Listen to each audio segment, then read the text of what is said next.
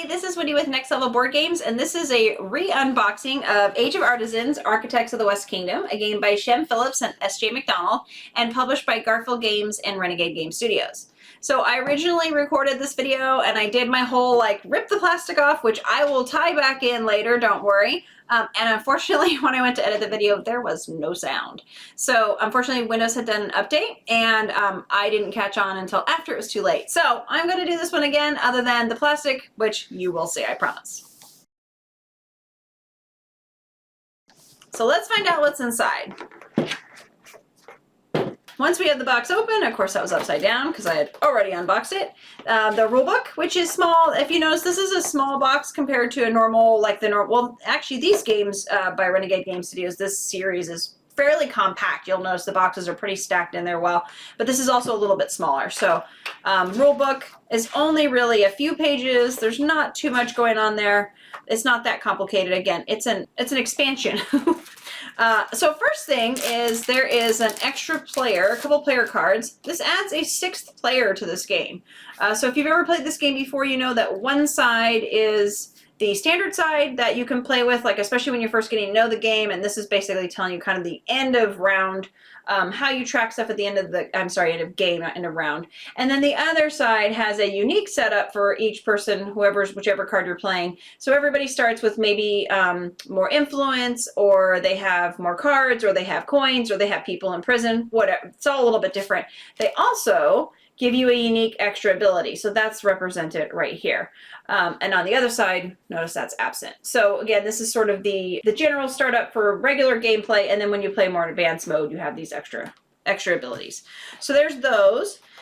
There's also this really cool scorecard. I know it's not the most important part of a game, but I do kind of like that it sort of breaks down each part you go through, and it helps verify that you actually did take advantage of all the different ways you can score points in this game. So building buildings, the cathedral, your level of influence, etc. Black market cards, those are negative points. Anyway, you get the idea.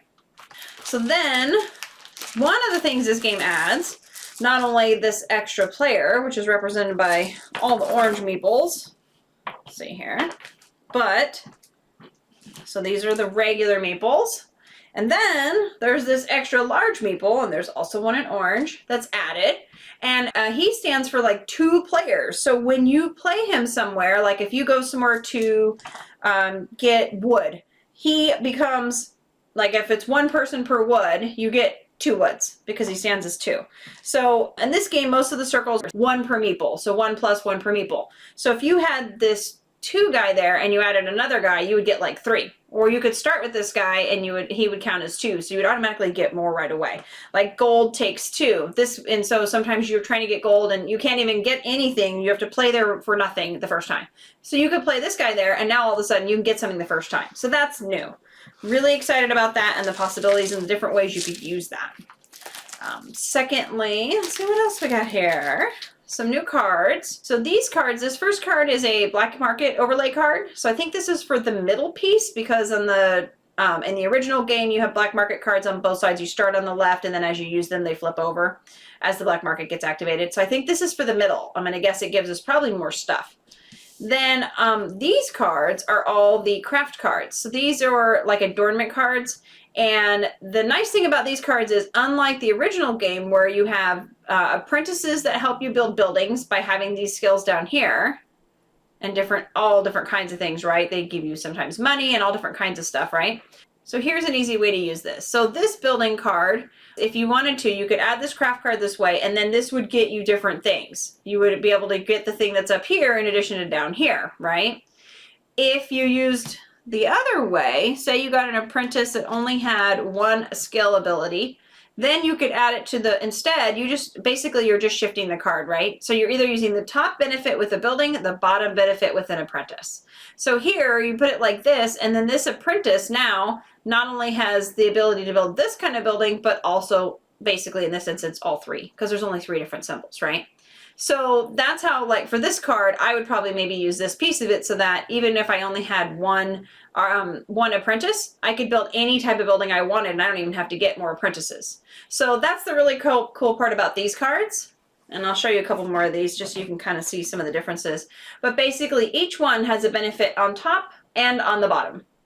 So there's a benefit up here, and then you can transition the card this way, and there's benefits at the bottom as well. And so you just choose which one you use. You don't get to use both. The idea is that this card goes along with either an apprentice like this, or with a building like this. And that's your choice. Your choice is which way do you want to go with it. So the cool thing is no matter which one of these cards you get, you'll probably most likely have a really great way to use it and right away. So that's really nice. Instead of getting a construction, like look at this building, look how much this takes to build. That's a ton of resources. But maybe you really need this benefit down here. Well, it's going to take you forever to get there. You got to get apprentices that can build with that and all these resources, right?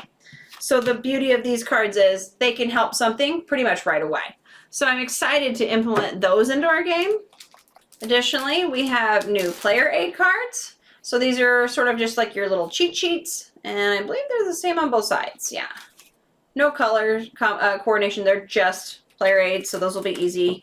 Just pass them out, and everybody gets one. And then last but definitely not least is the guild hall. So this is an overlay for when for the guild hall, which is like in the upper left portion of the original board, where every time you build, you construct a building or work on the cathedral, you put your meeples here, right? Your little workers go here. So look how cool this is.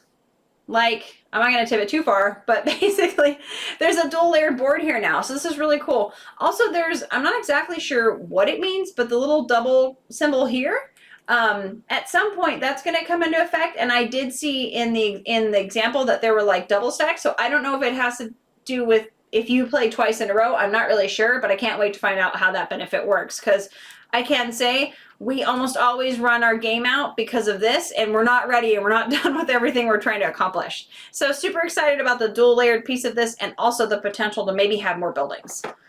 So I think that's everything that's in here.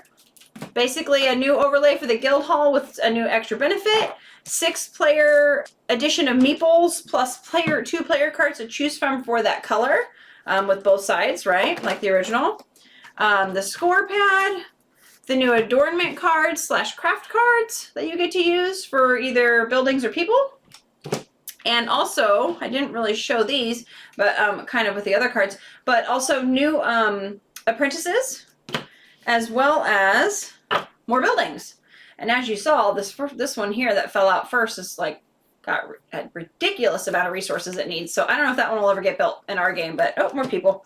But definitely like lots of different options with some more buildings. That's really cool, new benefits and stuff. So these will be fun to shuffle in and like mix up the game, more people. I didn't have all the people the first time, but here's also more apprentices too. So quite a few more of those as well.